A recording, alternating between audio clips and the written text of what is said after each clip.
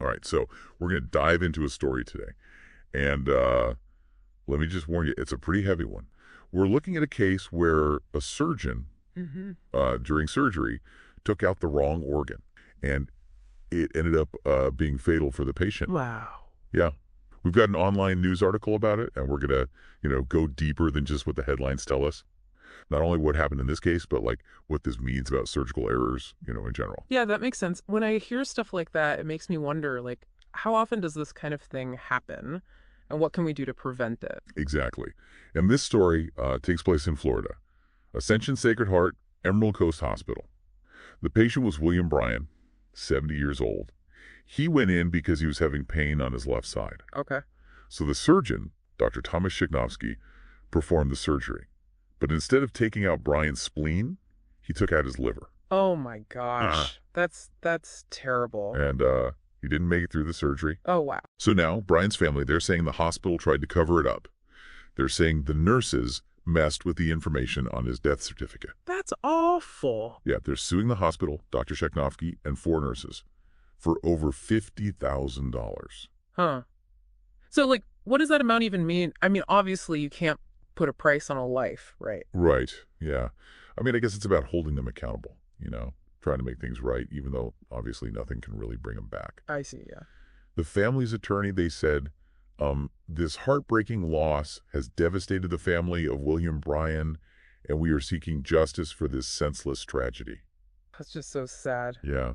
And the thing is, this wasn't even Dr. Shaknovsky's first surgical error. Really? Yeah, actually his medical license had been suspended, like emergency suspended by the state surgeon general just a few months before this happened. Wait, hold on. So they knew he'd messed up before, and they still let him operate?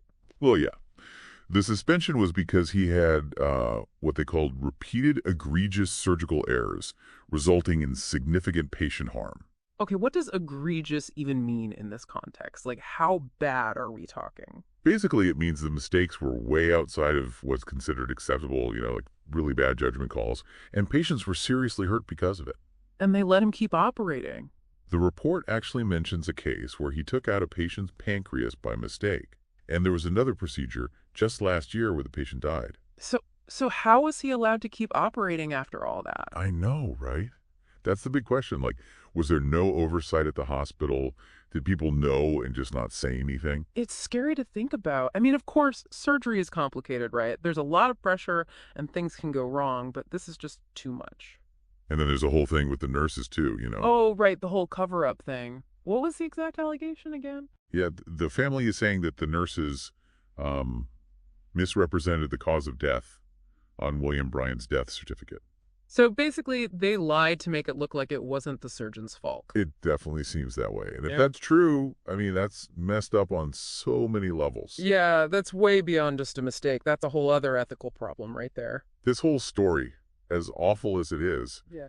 it really makes you think about how often these kinds of mistakes happen and what we can do to prevent them. Yeah, like you said before, this isn't just about one case. It's a much bigger issue. Right. I mean, the article even mentioned another case in Connecticut where a doctor is being sued because they think he caused a baby to die during delivery. It makes you wonder if maybe there are problems with the system itself. Like maybe there are things that hospitals could be doing better to prevent this kind of stuff. Yeah. And I think a big part of it is transparency, right? Yeah. Like when mistakes happen, they need to be acknowledged and addressed. Absolutely. If you try to hide your mistakes, you can't learn from them.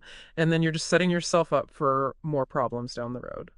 So what do you think needs to change? Like, how can we actually make healthcare safer for everyone?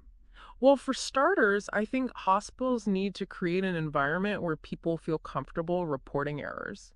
It shouldn't be about blaming individuals, but about learning from mistakes so they don't happen again.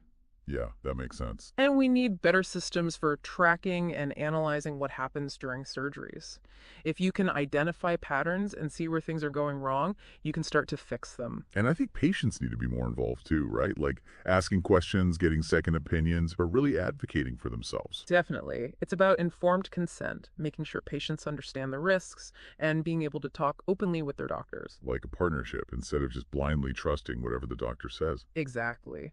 When patients and doctors work together, that's when you start to see real improvements in safety. This whole deep dive has been really intense, but it's important to talk about these things.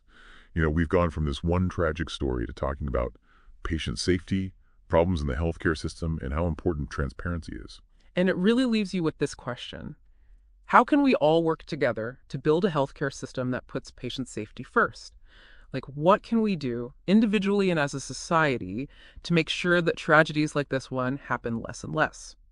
I hope everyone listening will take some time to think about these questions and do some more research on surgical errors. What can you do to advocate for safer healthcare for yourself and the people you care about?